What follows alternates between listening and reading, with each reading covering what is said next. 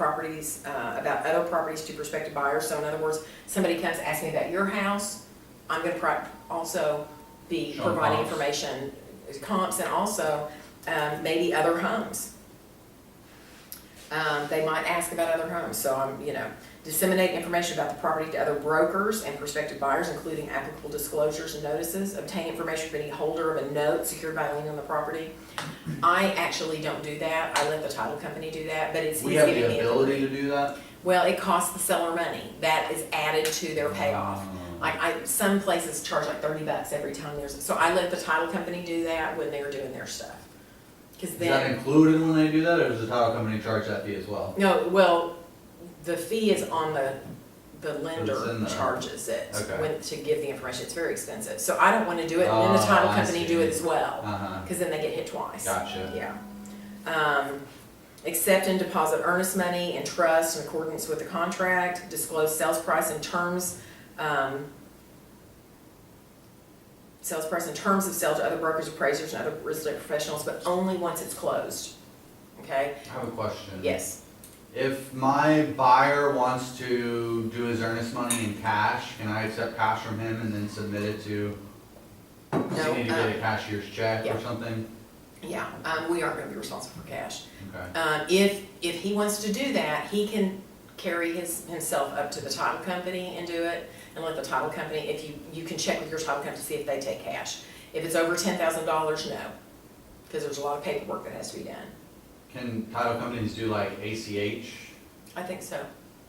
Because like for this example, the guy lives out of state, so it's not like he could drive it. Get wiring instructions from the title company. Okay. And he can wire it in. It's so weird with all the cash thing now, because I know they were saying like there's people who've been trying to pay their mortgages at the banks with cash, and the banks won't take it. Yeah. It's just cash is becoming passe more, but we don't want to take the liability of the cash. Yeah, I don't want cash in my hands. Yeah. Well, and there's so much counterfeit as well, and so you don't want, okay, well, I gave you good cash and you tried to turn counterfeit into the title company. No, I took the cash you gave me and took it to the, And I've seen counterfeit bills, they can be very Oh, very, believable. very, yeah. We used to go to church with a guy who was Secret Service. Oh, wow. And he had been one of Johnson's bodyguards, but then he only guarded for one president. But then when he went off of that duty, he was in the counterfeit, And so he knew, he said how they teach us how to spot counterfeit. You know how they do that? Teach you how to spot the real thing. And if it doesn't match the real thing, because you can't teach how to spot counterfeit. There's so many different ways to do it. Exactly. You've got to learn what the real thing looks like. Then you know. So they teach them how to make real money? Well, probably they show them the process, but they know what the paper feels like. They know, all these little things that, but that's interesting. I've heard them say that's how we're to be about Jesus Christ. We learn the real thing, and then all these. Know when they're counterfeit. Exactly. That makes sense, yeah. Exactly. Okay, anyhow, there and there. That's cool. So, that in response to inquiries from prospective buyers and other brokers, disclose whether the seller is considering more than one offer. Broker will not disclose the terms of any competing unless specifically instructed by the seller. Again, you want to do that in writing. Now, this is saying that we will tell them if there's more than one offer. Let me be very cautious and just remind you that if you tell one, you tell all. So if there's one, you get an offer in and you get a second offer in and that person says, are there any other offers? Yes, there's now 2 offers with you. Then you would need to call first offer and say another offer. Just need to let you know we've got 2 offers. And whether you do highest and best or do by this time or not, tell one, tell all. Okay. So. Yeah, because that. But you don't necessarily have to tell anybody that there's multiple offers. No, it just says that in response from prospective buyers and other brokers. So if someone asks. Exactly. Okay. Which would be common right now. Yeah, exactly. But if one asks and you tell, then everybody needs to know. That's not. But that's just kind of. Gotcha. Yeah, I understand. Advertise during or after this listing ends that broker sold the property, so they're giving permission for us to advertise that we sold it. Place information about the listing of the property and a transaction for the property on electronic transaction format, typically an internet-based system, such as title companies, lenders, others may view and put information, like the title companies have those transaction management things. We are, and then it even says brokers not authorized to execute any documents in the name or on behalf of the seller. We can't sign for them, okay? I had a thought and it just left me. Seller's representations, they're saying that they have fee simple title to and peaceable possession of the property and all its improvements and fixtures unless it's rented, and the legal capacity to convey the property. It's ours, we can sell it. Seller's not bound by a listing agreement with another broker for sale, exchange, or lease of the property that is or will be in effect during the listing. Any pool or spa and any other required, and any required enclosures, fences, gates, latches comply with applicable laws and ordinances. So, you know, that's not on us, that's on them, okay? No persons or entity has any right to purchase, lease, or acquire the property by an option, right of refusal, or other agreement. So if they've done a first option somewhere, you know, first right of refusal, we gotta know. No person or entity, seller is current and not delinquent on any loans or other financial obligations related to the property, including but not limited to mortgages, home equity loans, home improvement loans, homeowner association fees, and taxes, except. So if they are behind, they just need to put So 2 months behind. if they were behind and then they did not include the exception and they signed this, would they then be in default of this? Basically, if we find out they're in breach, because they've lied on this, okay? And they owe us money, we're not gonna get it, but, you know. Okay. And I always tell people, you know, if you're behind, it's okay, we just need to know, because Right. then if we're close, then we might be able to do a short sale. Mhm. We just need to know what we're dealing with, because I then want to make sure I get it sold by the time that we're gonna be in some serious Right. trouble. And I'll say, have you talked to your lender? Because that's the best thing to do, they will give you more time if you talk to them. If they're reaching out to you and you won't talk to them, Right. they don't know what's going on. Right. They don't know you fell and broke your arm and you've been off work for 2 months. Mhm. I mean, they don't know, you know, you need to talk to them. Seller is not aware of any liens or encumbrances against the property except, and whatever might be, the mortgage that will be paid off at closing, or tax lien, or whatever, okay? The property is not subject to the jurisdiction of any court. All information related to the property seller provides to broker is true and correct to the best of seller's knowledge, and the name of any employer, relocation company, or other entity that provides benefits to seller when selling the property is. The reason for that, if you list the property and they're working on a relo, you're not gonna get paid. They're gonna, whatever you spend on it, you might find the buyer, and then they talk to the relo company, oh, we sold our house, and they go, wait a second, you've got to use our listing company. So then, even though you found the buyer, they yanked it, and so just ask up front.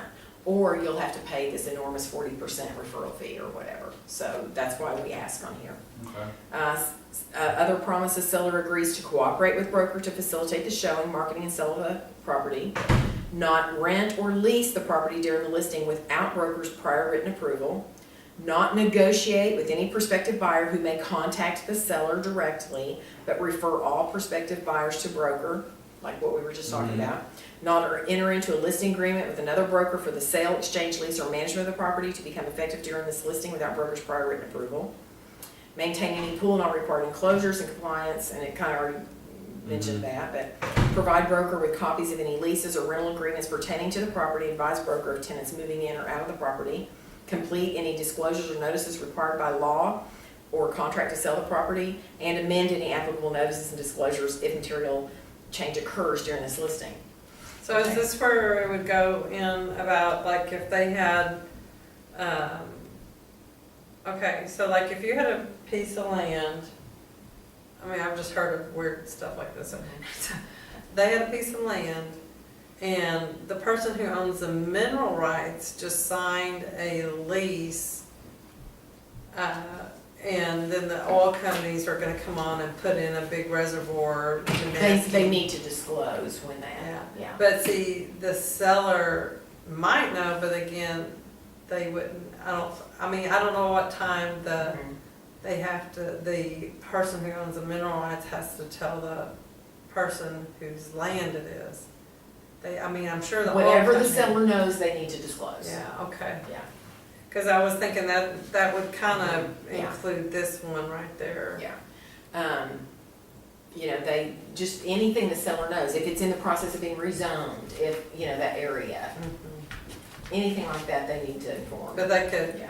totally fake you out on that too. Oh, yeah, but if the seller knows and doesn't, then they're in breach. Mhm. That's the thing, the seller needs to, you know, Mhm. buck up. Okay, and then the limitation of liability, if the property becomes vacant, and are you still on, no, go back a page, we're still on the bottom of the I previous was page. like, I was trying to find it. If the property is or becomes vacant during this listing, seller must notify seller's casualty insurance company and request a vacancy clause to cover the property, because see, they might not realize if the property's vacant, that the insurance is different, because a vacant property is more likely to be broken into. And brokers not responsible for the security of the property, nor inspecting the property on a periodic basis. Brokers not responsible or liable, and you notice this is in bold, for any personal injury to any person or any loss or damage, again, they're stipulating that, or any person's real or personal property resulting from any act or omission not caused by broker's negligence, including but not limited to injuries or damages caused by other brokers, their associates, inspectors, appraisers, and contractors who are authorized to access the property, other brokers or their associates who may have information about the property on their websites, acts of third party, example vandalism or theft, freezing water pipes, which we don't have a big problem with here, but it could happen, a dangerous condition on the property, there's a hole or something in the property's non-compliance with any law or ordinance, like a pool, or seller negligently or otherwise. Okay, and then seller agrees to protect, defend, indemnify, and hold broker harmless for any damage, cost, attorney's fees, and expenses that are caused by seller, negligently or otherwise, arise from seller's failure to disclose any material or relevant information about the property, or are caused by seller giving incorrect information to any person. So we're held harmless, okay? And then special provisions, hopefully none, but here's where you would put, like if it was a big long legal description that wouldn't fit elsewhere, something like that. And So then, again, you aim to not put anything in special Yeah. provisions. when possible. I mean, very seldom should you have to put anything in special provisions.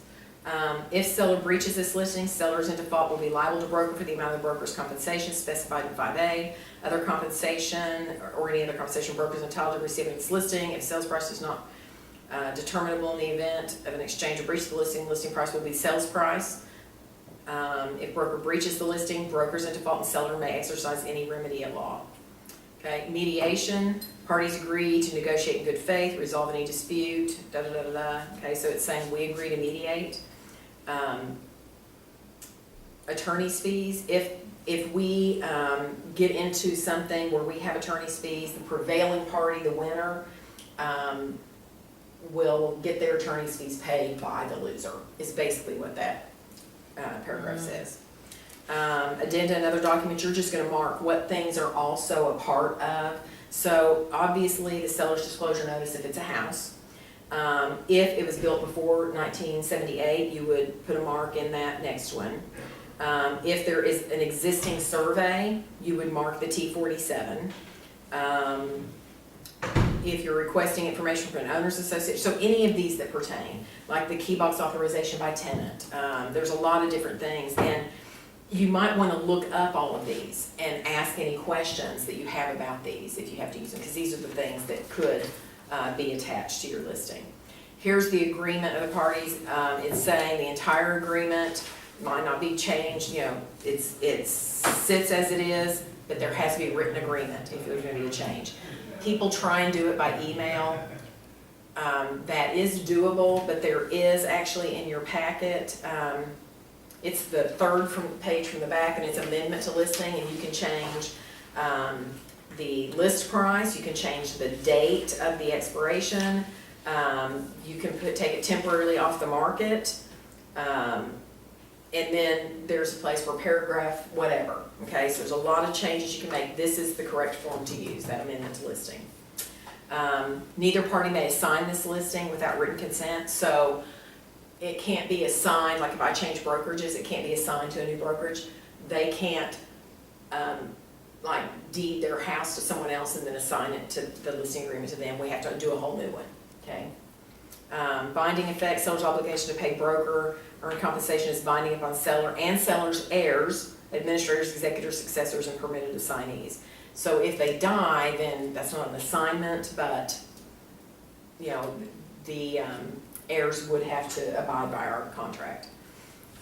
Joint and several, all sellers executing this listing are jointly and severally liable for the performance of all its terms. So spouses included, or if one person lists it, but they're married, even if their name isn't on the deed, they're responsible as well because it is community property. Governing law, Texas law governs interpretation, validity, performance, and enforcement of this listing, so it really doesn't matter what I say, it's what Texas law says, okay? Severability, if court finds any clause in this listing invalid or unenforceable, the remainder of the listing isn't affected, okay? So if laws change and something that part is just removed and the rest of it doesn't kill the whole contract. And then notices must be in writing and effective when sent to the receiving parties, address, fax, email, okay? And then here's additional notices, they're in bold, you notice. Broker's compensation or the sharing of compensation is not fixed, controlled, da-da-da-da. It's all those things that are in the IABS. The last thing there, we can't give legal advice, read it carefully, and this is where we all sign. I've also seen a lot of listing agreements where the seller signed and the listing agent did not. You need to, as the listing agent, sign and then initial each page. And do you put underneath where you sign listing agent, or do you? No. Okay. You just, like where it says broker's associate signature as an authorized agent of the broker, Okay. you sign your name, and you'll put your name, but you'll sign it and date it as their agent, and you've marked that. If the broker's actually signing, then you'd mark the first box. Do you see that? Yes. Okay. This next form, this is a good thing to take with you to the listing so that you can make sure you get all the, one of the things I used to get so frustrated with myself if I forgot this, I would leave and I would go, oh my gosh, did it have gutters? Were there sidewalks? You know, the little things that you don't think Think about. about when you're Right. there. Yeah, so this, then you just go right through all of this. Clipboard is a good thing to have, okay? Key authorization by tenant, if there is a tenant living in the property, and you can actually put several of these if there's 5 tenants living there, okay?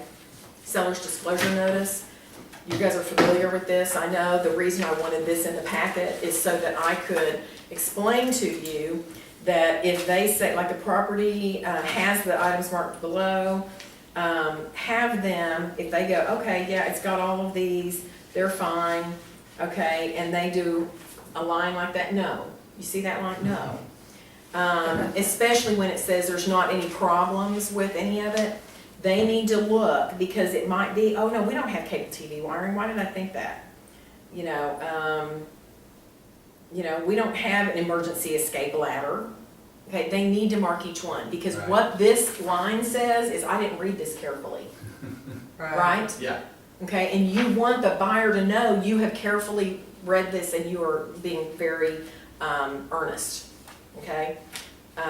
Also, this is not the form that you use if you are working with a for sale by owner. There is a TREC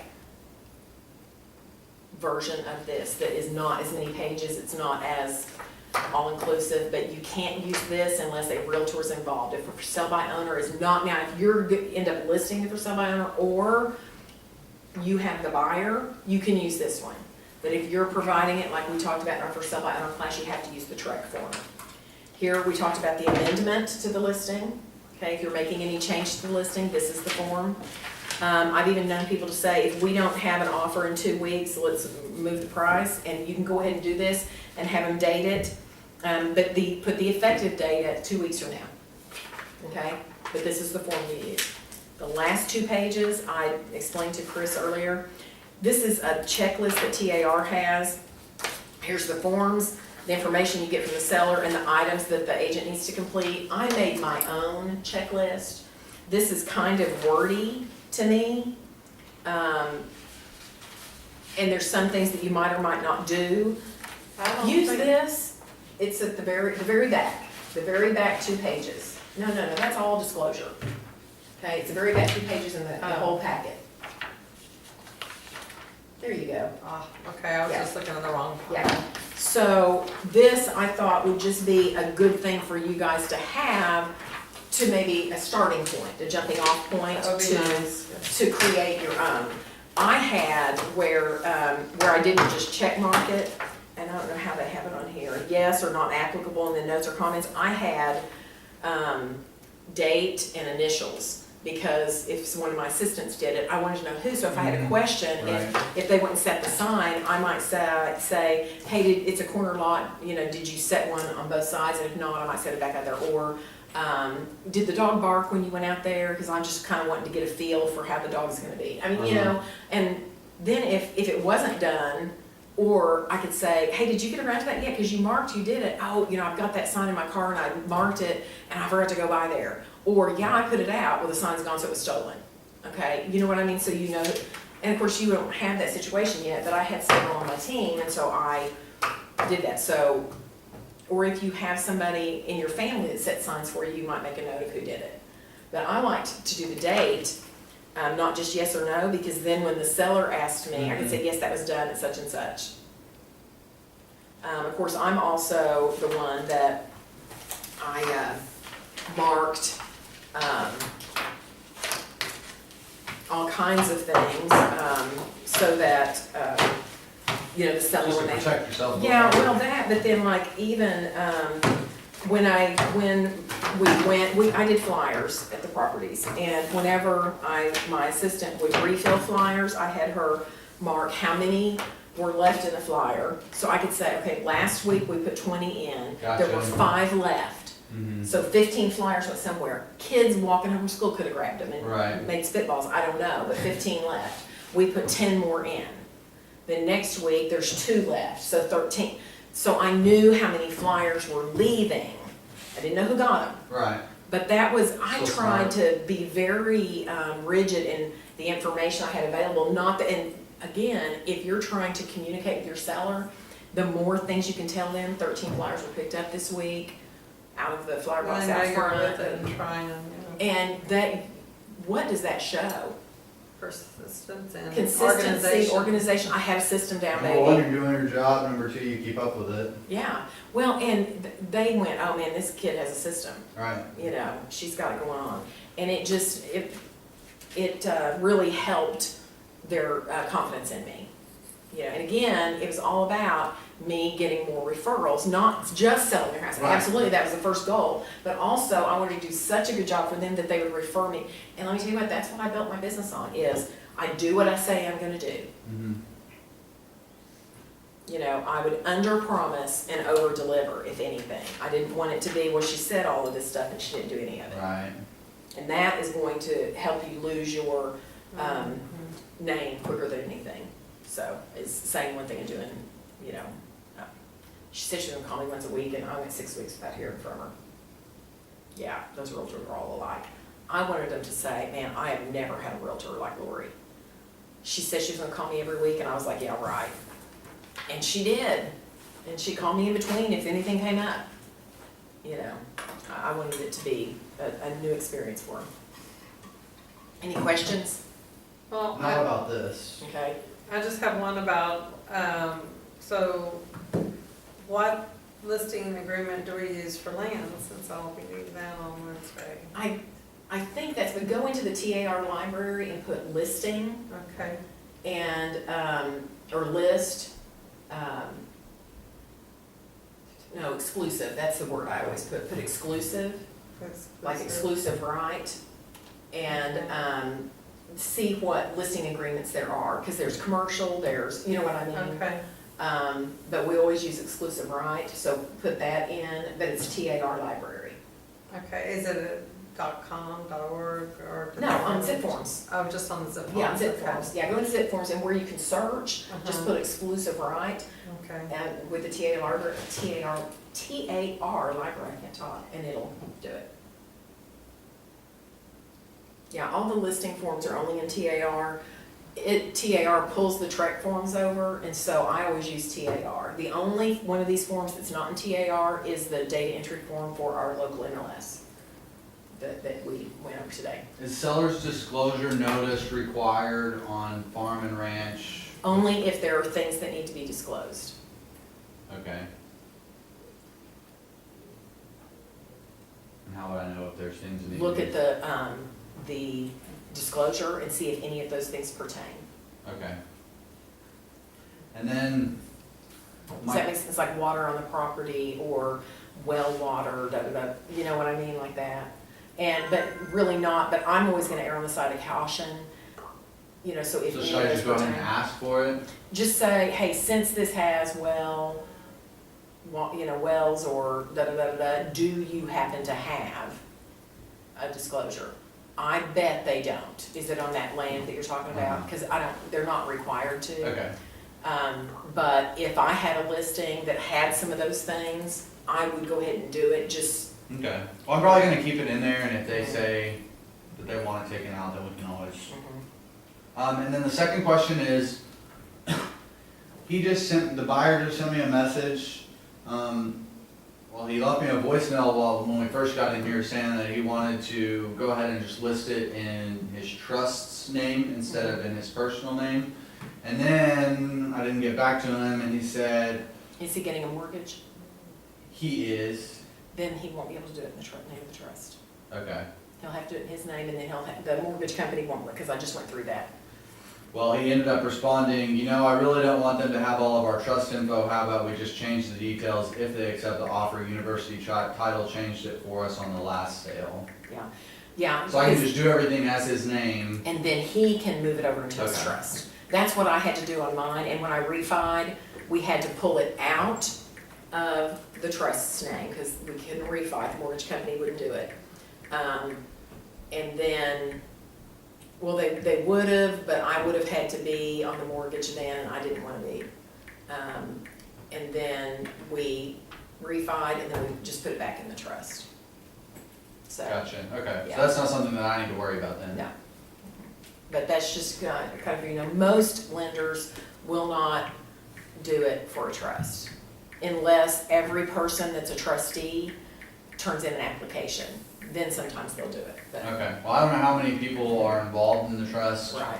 I don't know how many other properties he has in the trust. And see all of that. It's, I know he has multiple properties that he owns free and clear. right. And nobody needs to know all that info. I had something, some forms I had to fill out today, and it was asking, you know, some questions, and I was like, they don't need to know all that, you know, and I left them blank. It's American Airlines Credit Union asking how much I make and stuff like that. So for me to be on my mom's bank accounts in Tulsa, they don't need to know that. And they were like, I don't give out my home address, so I'm using this address. And they were like, do you own or rent and how long? And I was like, I'm not using my home address because my mom doesn't know where I live. And it's her bank account, so I'm putting a different address because I don't give my address out to my family. It's amazing all the stuff they try to connect together Yeah. and know everything about everybody. Yeah. Yeah, so I put this address on it, but it's, you know. You know, my husband and my daughter just caught my darn new puppy trying to kill another chicken. At least this one lived. He's killed two. Oh, goodness. I know, I don't Gonna know have if chicken we're for gonna be able dinner? to keep him. Take him to someplace for training, see if that helps. I wonder if it would. He's a beautiful dog. Yeah. Have you tried to get him, like, just really work with him one-on-one to calm him down? He would, you know, I mean, he's 4 months old. Yeah. So he's in that